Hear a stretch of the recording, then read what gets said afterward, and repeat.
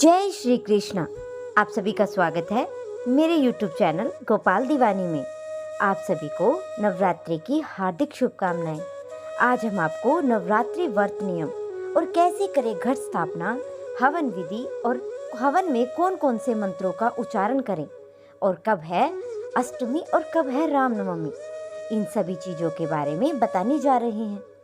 आप सभी से अनुरोध है कि वीडियो में अंत तक बने रहें। आइए आरंभ करते हैं। नवरात्रि के पहले दिन 9 दिनों के व्रत और उपवास का संकल्प ले। इसके लिए सीधे हाथ में जल लेकर उसमें चावल, फूल, एक सुपारी और सिक्का रखे। हो सके तो किसी ब्राह्मण को इसके लिए बुलाए।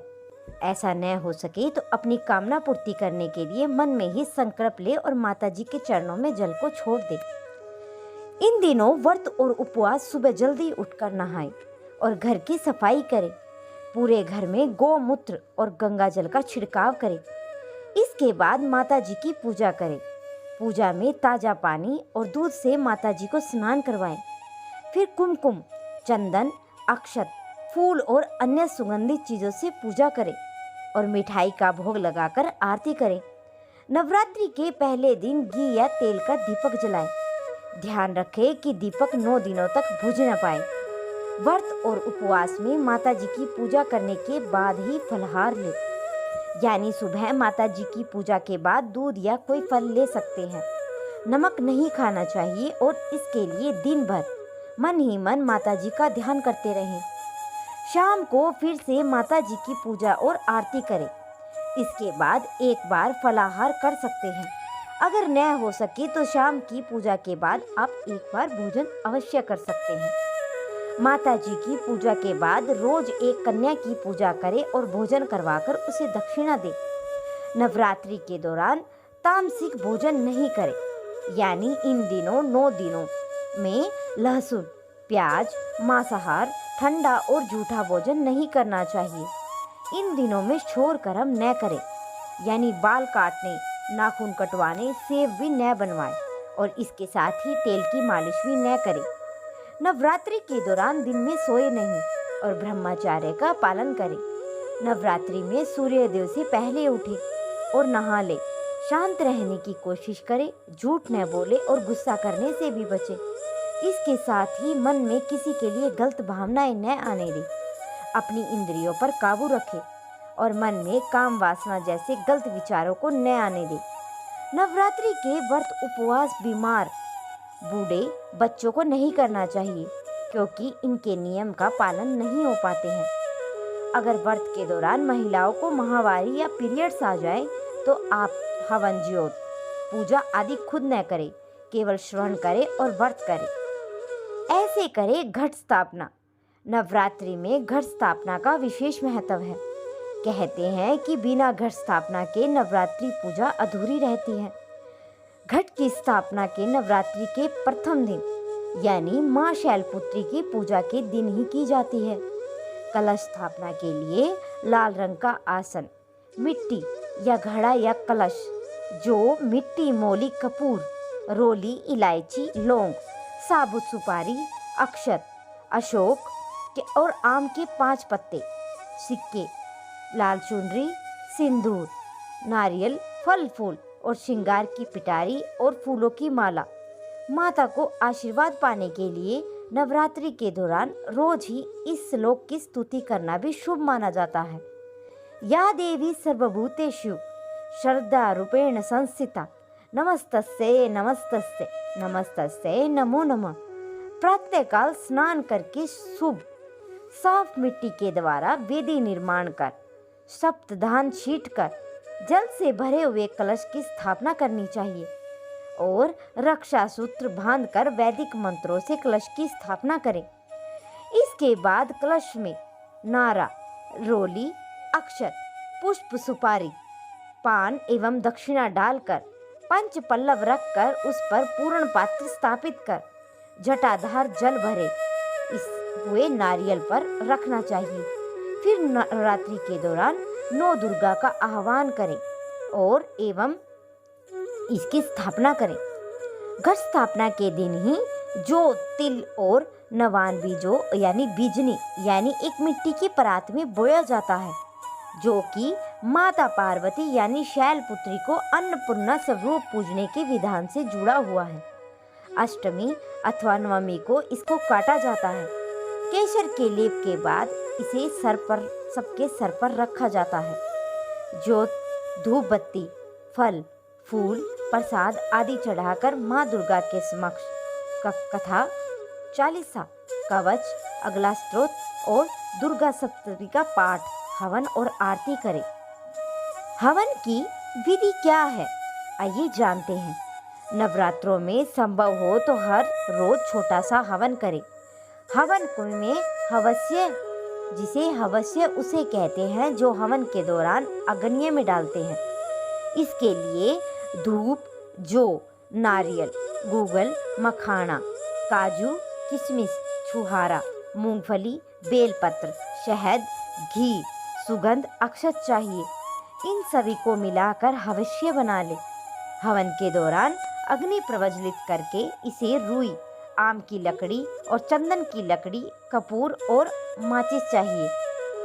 इसमें हवन के दौरान निम्नलिखित मंत्रों का हवन करें।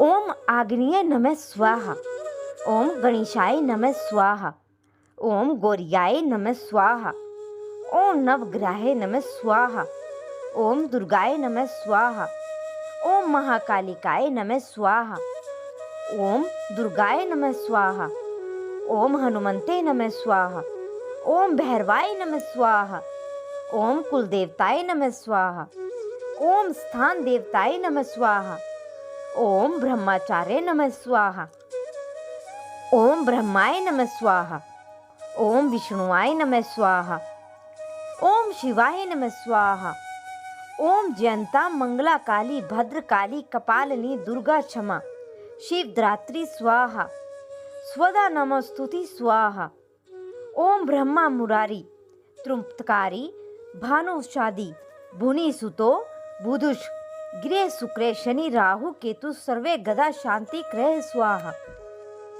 ओम गुरु ब्रह्मा गुरु विष्णु गुरु देवा महेश्वरा गुरु साक्षात ब्रह्मा ब्रह्म श्री गुरु नमः स्वाहा।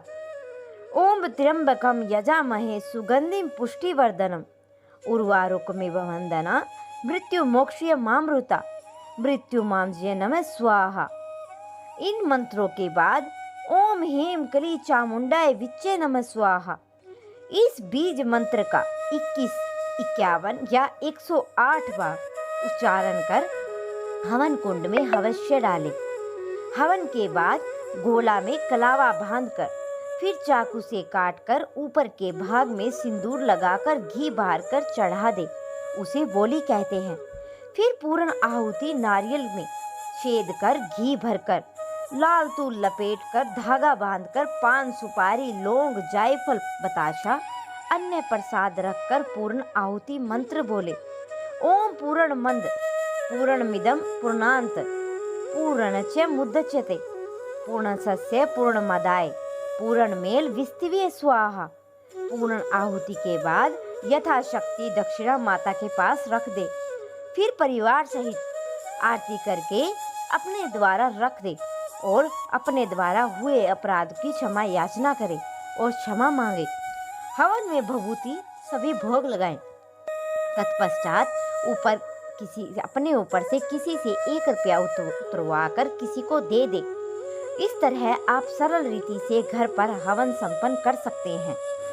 वैसे तो हिंदू धर्म में नवरात्रि का पर्व बहुत ही ज़्यादा पावन और पवित्र माना जाता है। ये पर्व देश में बड़े ही धूमधाम से मनाया जाता है। इसके अलावा नवरात्रि के पावन दिन शुभ कार्यों के लिए बेहद ही उत्तम माने जाते हैं। इन दिनों बिना कोई मुहूर्त देखे शुभ कार्य किए जाते हैं। नवरात्रि के 9 दिन में माँ दुर्गा के 9 स्वरूपों की पूजा होती है। साथ में ही घरों में कलश की स्थापना भी करते हैं। आइए जानते हैं कलश स्थापना का शुभ मुहूर्त कब है और कब शुरू हो रही है नवरात्रि। चैत्र माह के शुक्ल पक्ष की प्रतिपदा तिथि पे चैत्र नवरात्रि की शुरुआत होती है। इस साल चैत्र शुक्ल की प्रतिपदा तिथि 8 अप्रैल को देर रात 11:50 से शुरू होगी। ये तिथि अगले दिन यानी 9 अप्रैल को संध्या काल 8:30 पर समाप्त होगी।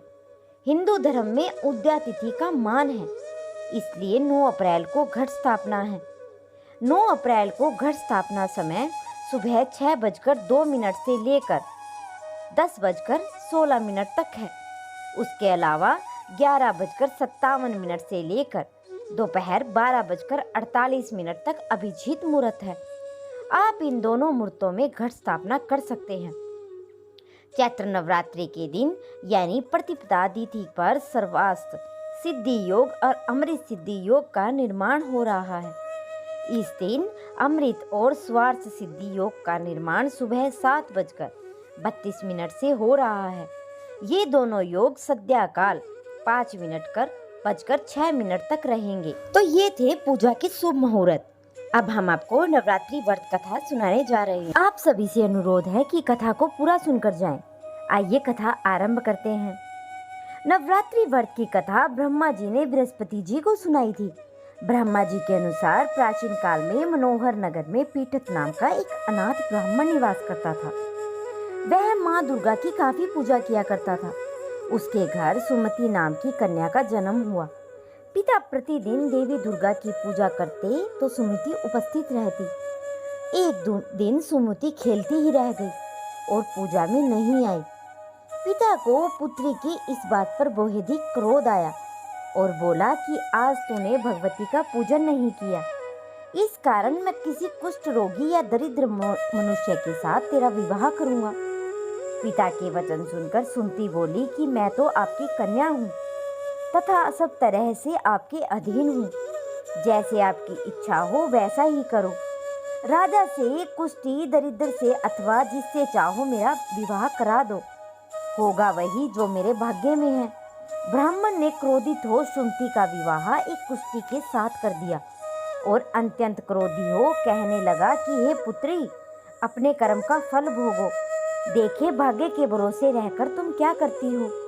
उस बालिका की दशा देख भगवती प्रकट हुई और बोली कि पुत्री, मैं तेरे पूर्व जन्म के पुण्य से प्रसन्न हूँ। तू पूर्व जन्म में निषाद की स्त्री थी और अति पवित्रता थी। एक दिन तेरे पति निषाद ने चोरी की। चोरी करने के कारण तुम दोनों को सिपाहियों ने पकड़ लिया और ले जाकर जेल खाने में कैद कर दिया। नवरात्रि के दिनों में तुमने न तो कुछ खाया और न ही कुछ पिया। इस प्रकार 9 दिनों तक नवरात्र का व्रत हो गया।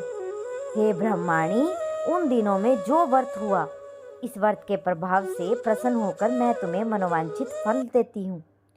तुम्हारी जो इच्छा हो सो मांगो।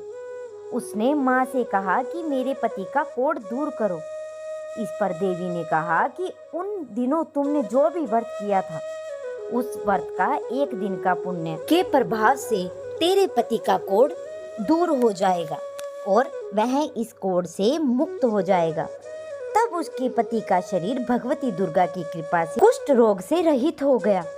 ब्रह्मा जी बोले, हे बृहस्पति, उस ब्राह्मणी की स्तुति दे सुन देवी इतनी प्रसन्न हुई और ब्राह्मणी से बोली, तेरे उदाल्य नामक अति बुद्धिमान, धनवान, कृतिवान और जितेंद्रिय पुत्र शीघ्र ही उत्पन्न होगा।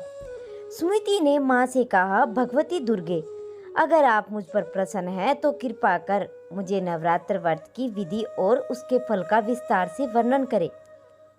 देवी दुर्गा ने बताया कि अश्विनी मास के शुक्ल पक्ष की प्रतिपदा तिथि को लेकर 9 दिनों तक विधि पूर्वक जो भी व्रत करे, यदि दिन भर का व्रत न कर सके तो एक समय भोजन करे, घर में घट स्थापना करे और वाटिका बनाकर उसको प्रतिदिन जल से सींचे, नित्य विधि सहित पूजा करे और पुष्पों से विधि पूर्वक अर्घ दे। खांड, घी, गेहूं, शहद, जौ, तिल, तेल, विल्लभ, नारियल, दाख और कदम आदि से हवन करे। गेहूं से होम करने से लक्ष्मी जी की प्राप्ति होती है। खीर एवं चंपा से, पुष्पों से, धन की और बेल पत्तों से तेज व सुख की प्राप्ति होती है। बिजोरा के फल से अर्घ देने से रूप की प्राप्ति होती है। जायफल से अर्घ देने से कृति, दाग के अर्घ देने से कार्य की सिद्धि होती है। आंवले से अर्घ देने के सुख की प्राप्ति होती है और केले से अर्घ देने से आभूषणों की प्राप्ति होती है। इस प्रकार पुष्पों व फलों से अर्घ देकर व्रत समाप्त होने पर 9वें दिन यथातिथि हवन करें। आंवले से कृति और केले से पुत्र की, कमल से राज सम्मान और दाखों से सफलता की प्राप्ति होती है। इन 9 दिनों में जो कुछ भी दान किया जाता है उसका करोड़ों गुना फल मिलता है। इस प्रकार ब्राह्मणी को व्रत की विधि और फल बताकर देवी अंतर्ध्यान हो गई। तो ये थी नवरात्रि के बारे में कुछ विशेष जानकारियाँ। अगर आप सभी को कथा पसंद आई हो तो मेरे चैनल को सब्सक्राइब करो, वीडियो को लाइक करें और कमेंट में जय माता दी अवश्य लिखें। आप सभी को नवरात्रि की हार्दिक शुभकामनाएं। आशा करते हैं कि आपका दिन मंगलमय हो।